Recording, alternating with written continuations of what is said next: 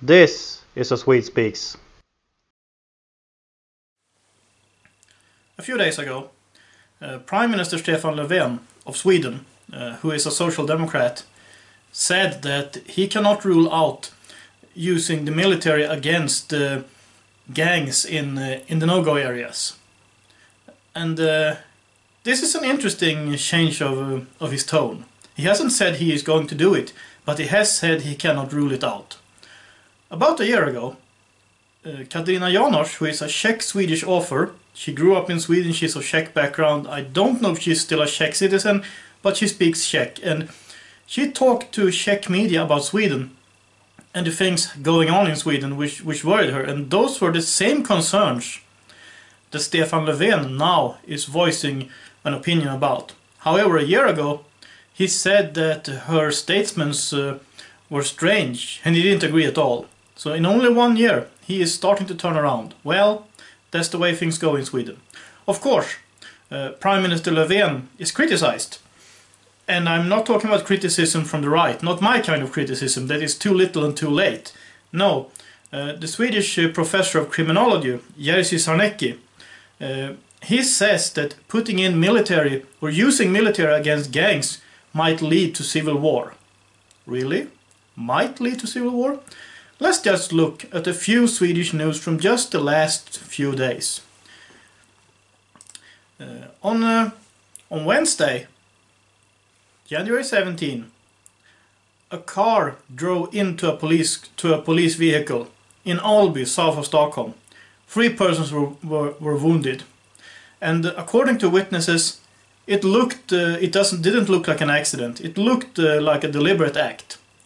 And I also saw some news story about they think that this might have happened to avoid the police from finding some drug deal going on in the neighborhood. I don't know, but what I do know is that someone drove deliberately, or what seemed to be deliberately, into a police car.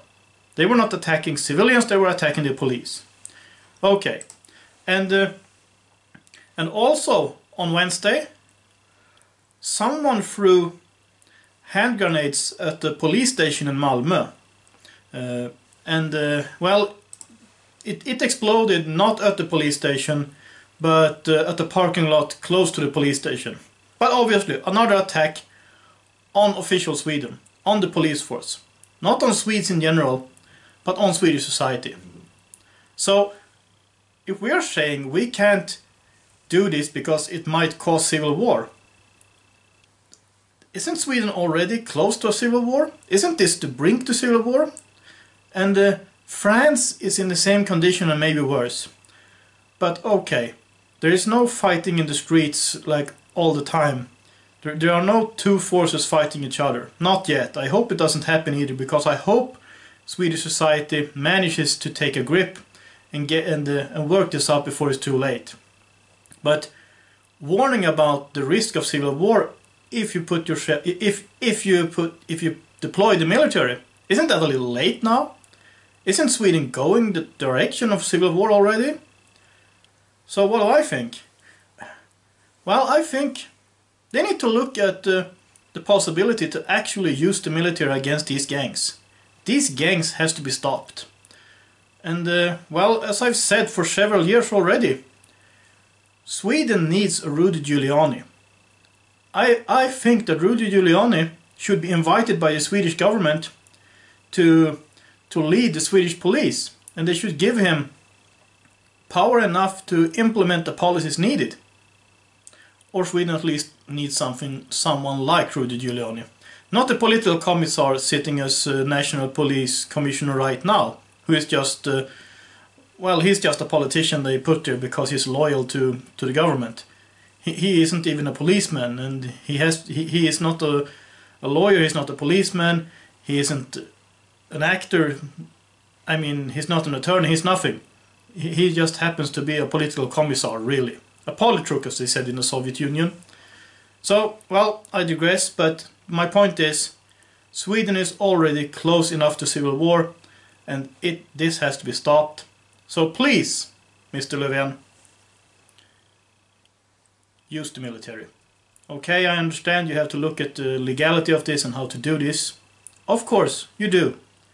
But once this is figured out, this is the way to go.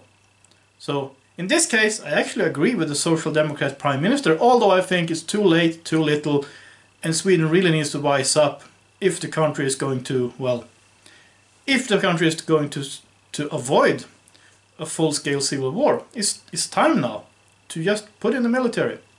And that's really what I have to say about this right now. I would like to thank the people who are supporting my work.